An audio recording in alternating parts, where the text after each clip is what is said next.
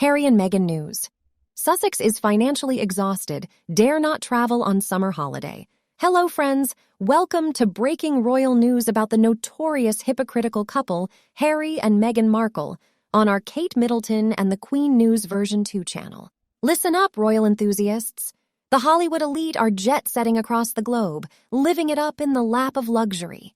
Beyoncé's rocking the Renaissance tour, Gerard Butler's soaking up the sun in Barcelona, and Russell Crowe's living the Dolce Vita in Italy. But where are Harry and Meghan in all this excitement? Nowhere to be found abroad, folks. Can you believe it? The Sussexes seem to have a serious case of wanderlust amnesia. Are they short on cash or just hiding behind security concerns? Hey, Harry and Meghan, have you forgotten about George and Amal's fabulous villa on Lake Como, or Uncle Elton's lavish estate in the south of France? Come on, people, even Elton himself is cruising the Mediterranean. Sure, their humble abode, Olive Garden Montecito, seems nice enough, with its sprawling grounds, playground, pool, chicken coop, and a whopping 16 bathrooms. But let's be real here, folks. As much as they may try to blend in with Hollywood's upper echelon, the Sussexes simply don't fit the bill. They couldn't even invite their famous pals to be guests at their own place. No one's lining up to offer private jets and vacation mansions to these two moochers. And who wants to deal with their entourage of 4 bodyguards and Meghan's staged paparazzi photo sessions near their homes? These leeches aren't worth the trouble, my friends. It seems like the A-listers have had enough of footing the bill for Harry and Meghan's escapades. After the Courtney Cox revelation, they're not so keen on providing free flights and accommodations anymore. And let's face it, the Sussexes might have a bit of a financial hiccup when it comes to funding those extravagant trips they believe they deserve. Don't be surprised if you spot them at Disney, with Meghan attempting to claim one of the castles as her own. Who in their right mind would dare trust these two in their own home? She's been caught red-handed as a known thief, and he's struggled with addiction. Lord only knows what shady characters they would bring into the mix. And let's not forget the horror of having your private areas splashed across the next scandalous magazine, or discovering that Harry has spilled all the dirty details about illegal drugs found in your cabinets. Oh, and imagine your staff walking out due to her abusive behavior. These are house guests nobody, not even regular folks, would want. A-listers wouldn't tolerate it for a second. But that's not all, folks. It seems the root of their troubles lies in their lack of curiosity. Can you believe it? Harry, the clueless wonder, can't wrap his head around the intricacies of titles and centuries-old protocols. Instead of seizing the opportunity to learn from some of the greatest world leaders, they went to MIA. I mean, come on! Most of us would be globe-trotting and soaking up knowledge with their kind of wealth. But no, they prefer to hunker down at home, reading stories about themselves, and desperately trying to spin the narrative. And here's a shocking thought. Meghan herself could be reading your comment right now, unleashing her infamous temper at yet another screw-up. Or maybe, just maybe, she simply doesn't give a damn. That's right, folks. All signs point to her not caring one bit, especially about her own children. She traded the safety of palace and castle grounds for a place where the paparazzi laws are strict, only to end up in a country with freedom of the press and zero expectation of privacy in public. Oh, the grand illusion of merchandising her way to millions. But alas, she was dead wrong, as she often is. Gone are the days when she could throw around her infamous line, "Don't you know who I am? The Duchess!" In a country where titles carry weight, she would have bullied everyone into submission. But in America, my friends, nobody gives a hoot about her or her children's fancy titles. And let me tell you, she must be seething with fury about it. It appears that while Harry may have enjoyed a vacation funded by none other than King Charles III himself, his travel experiences are sorely lacking. Seriously, folks, going to the same ski resort for a decade doesn't exactly broaden one's horizons. And let's not forget his lackluster exploration of the United States. A mere ski trip to Colorado and a summer getaway to Wyoming, all courtesy of other people. Talk about being a cheapskate bore. And don't get me started on Meghan, she's no better. Picture this, my friends. Meghan staging an extravagant spectacle, proclaiming herself the real-life Princess Meghan, Duchess of Sussexes, while parading around Disneyland. Dressed in her signature gold gown and a fake tiara, she would orchestrate a photo op surrounded by 2 paid child actors, they can't even afford more, and a flock of 5 bodyguards. Oh, and where are their own kids, you ask? Left behind at home in the name of privacy.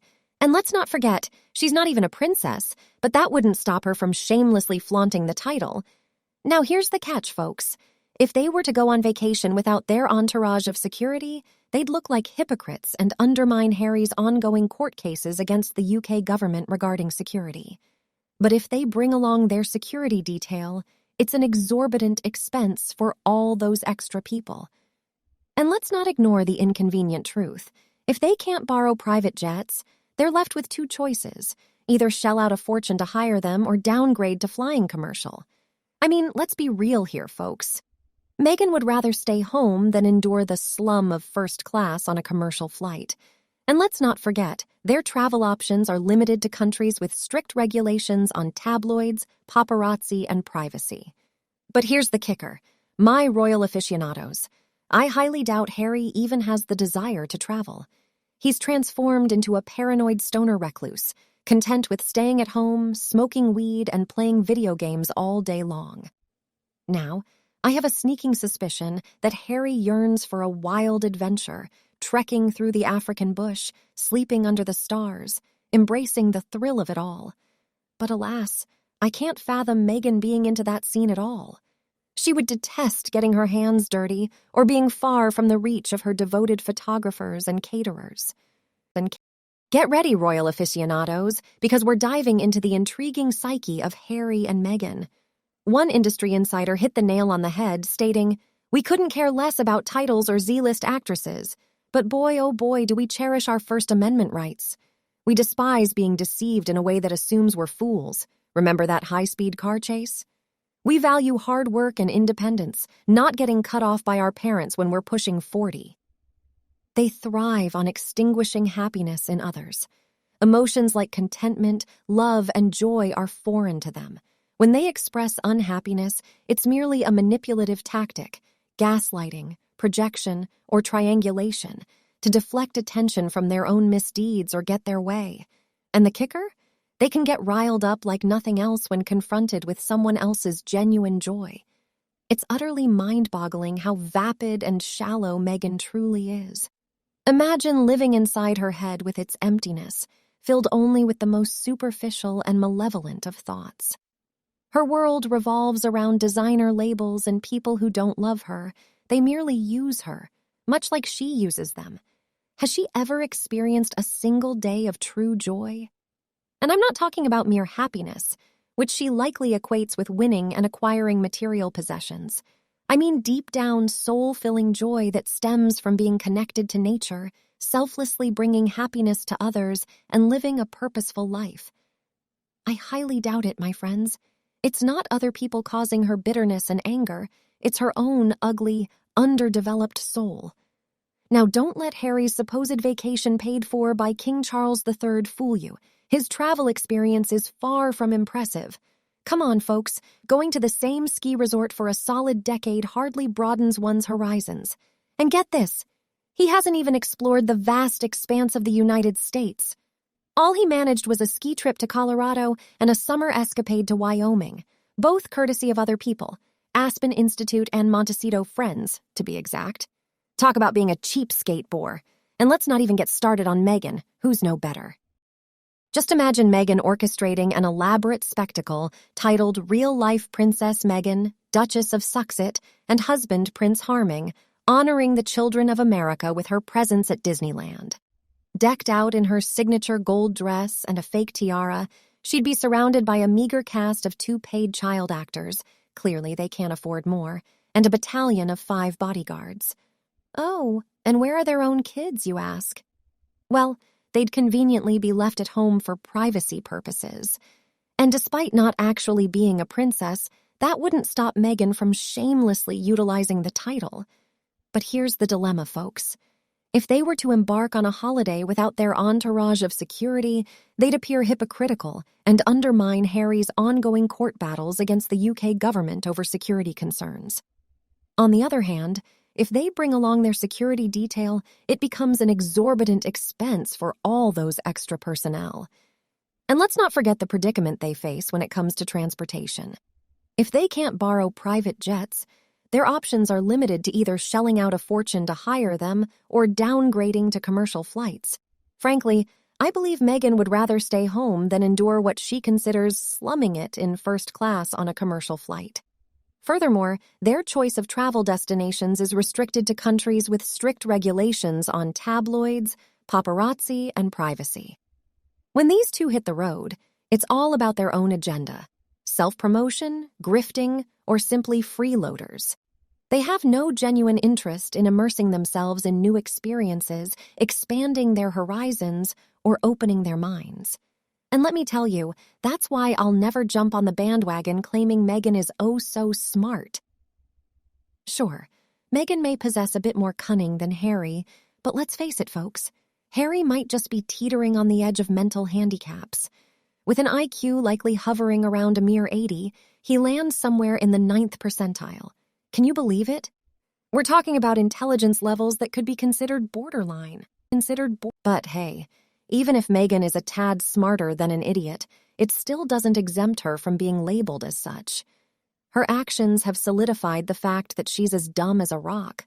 Only someone lacking in intellect would find themselves in such a humiliating situation, repeatedly embarrassing themselves at every turn. There have been countless instances that highlight her profound lack of intelligence. Moreover, it appears that Harry himself lacks the desire to venture far and wide. He's transformed into a paranoid stoner recluse, finding solace in the comfort of his own home, where he can smoke weed and play video games to his heart's content. Now, don't get me wrong, I sense that Harry yearns for a wild adventure, a chance to sleep under the stars, trek through the African bush, and embrace the thrill of it all. But alas, I can't envision Meghan being the least bit interested in such endeavors. She'd loathe getting her hands dirty or being deprived of her personal photographers and caterers. Let's talk about what Harry had, something truly priceless: access to royalty, just like those famous MasterCard ads. But alas, this fool took it all for granted, while Meghan had nothing but dollar signs in her sights. Money can't buy what Harry was born into, staying in opulent royal palaces, surrounded by priceless artworks, rubbing shoulders with royal houses in far-off lands. Just think of his childhood holidays with the Spanish royals, who happen to be distant cousins, attending glamorous state banquets, and having a team of royal staffers meticulously plan their trips and life's work, all paid for. Not to mention the unparalleled security that comes with every royal property and the esteemed status of being a VVIP, simply because he won the genetic lottery and only had to show up and be warm and pleasant.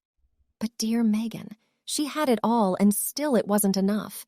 She yearned for more: access, adoration from the masses, that coveted VIP status, and of course, endless merchandising opportunities. She couldn't appreciate the incredible privileges she already possessed. Well, now they may have amassed more millions after parting ways with the royal family, but at what cost?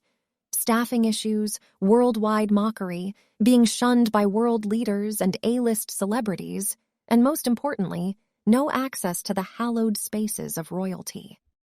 It's absolutely mind-boggling, my dear listeners. Can you believe they threw it all away? And the most astonishing part?